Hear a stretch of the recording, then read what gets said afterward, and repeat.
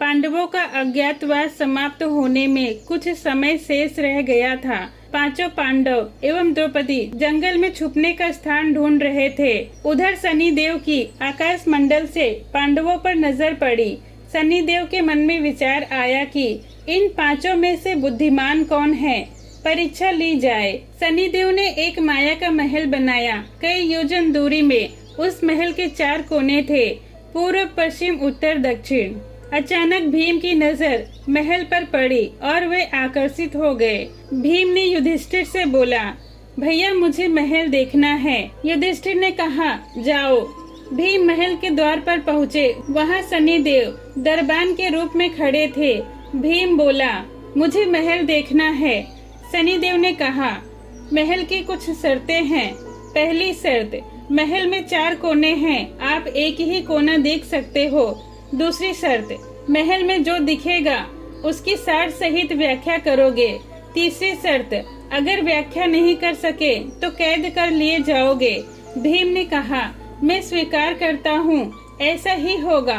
और वह महल के पूर्व छोर की ओर गया। वहाँ जाकर उसने अद्भुत पशु पक्षी और फूलों एवं फलों से लदे वृक्षों का नजारा देखा। आगे जाकर देखता है कि 3 कुएं हैं, अगल बगल में छोटे कुएं और बीच में एक बड़ा कुआं। बीच वाला बड़े कुएं में पानी का उफान आता है और दोनों छोटे खाली कुओं को पानी से भर देता है। फिर कुछ देर बाद दोनों छोटे कुएं में उफान आता है तो खाली पड़े बड़े कुएं का पानी आधा रह जाता है। इस क्रिया को भीम कई बार देखता है, पर वह समझ नहीं पाता और लौटकर दरबान के पास आता है। दरबान ने पूछा, क्या देखा आपने? भीम ने कहा, महाशय, मैंने पेड़ पौधे पशु पक्षी देखा। वो मैंने पहले कभी नहीं देखा था, जो अजीब था। एक बात समझ में नहीं आई, छोटे कुएं पानी से भर जाते हैं, बड़ा क्यों नहीं भर पाता, ये समझ में नहीं आया। दरबान बोला, आप शर्त के अनुसार बंदी हो गए हैं और बंदी घर में बिठा दिया। उसके बाद अर्जुन आया और बोला, मुझे महल देखना है। दरबान ने शर्त बता दी और अर्जुन पश्चिम वाले छोर की तरफ चला गया।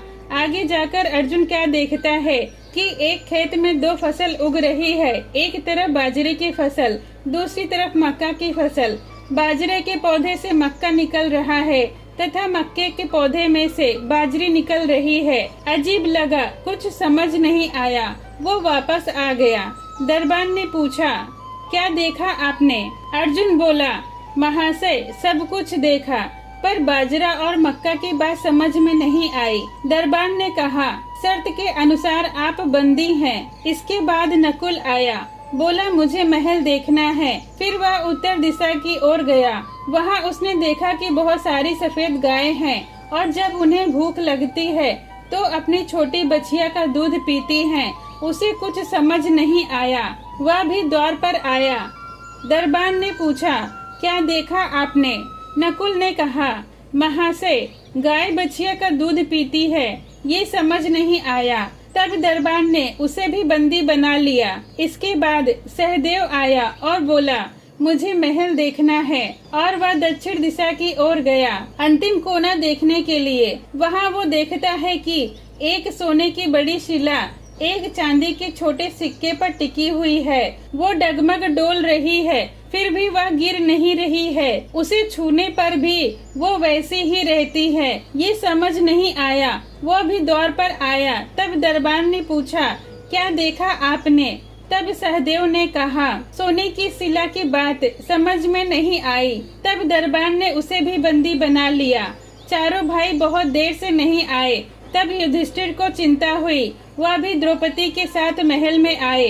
भाइयों के लिए पूछा। तब दरबान ने बताया कि वो शर्त के अनुसार बंदी है। इसके बाद दरबान ने युधिष्ठिर को उनके चारों भाइयों से मिलवाया। युधिष्ठिर ने दरबान से कहा, अगर मैं तुम्हारे प्रश्न का उत्तर दे देता हूँ तो तुम मेरे भाइयों को छोड़ दो। दरबान ने युधिष्ठिर की बात स्वीकार कर ली। युधिष्ठिर ने पहले भीम से पूछा, तुमने क्या देखा? भीम ने कुएं के बारे में बताया। तब युधिष्ठिर ने कहा, ये कलयुग में होने वाला है। एक बाप 2 बेटों का पेट तो भर देगा, परंतु 2 बेटे मिलकर एक बाप का पेट नहीं भर पाएंगे। तब दरबार ने भीम को छोड़ दिया।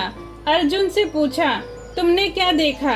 अर्जुन ने फसल के बारे में बताया। तब युधिष्ठिर ने कहा, यह भी कलयुग में होने वाला है। वंश परिवर्तन अर्थात ब्राह्मण के घर शूद्र की लड़की और शूद्र के घर बनिए की लड़की ब्याही जाएगी। अर्जुन भी छूट गया। नकुल से पूछा, तुमने क्या देखा? तब उसने गाय के बारे में बताया। युधिष्ठिर ने कहा, ये भी कलयुग में होने वाली घटना है। कलयुग में माताएं अपनी बेटियों के घर में पलेंगी, बेटी का दाना खाएंगी और बेटे सेवा नहीं करेंगे। तब नकुल भी छूट गया। सहदेव से पूछा, तुमने क्या देखा? उसने सोने की शिला का वृत्तांत बताया। तब युधिष्ठिर बोले, कलयुग में पाप धर्म को दबाता रहेगा, परंतु धर्म फिर भी जिंदा रहेगा, कभी खत्म नहीं होगा। तो दोस्तों, आपको ये कहानी कैसी लगी कमेंट में जरूर बताएं। वीडियो पसंद आई हो तो लाइक करें। ऐसी ही कहानियों के लिए मेरे चैनल को सब्सक्राइब करें। ये वीडियो देखने के लिए आपका धन्यवाद।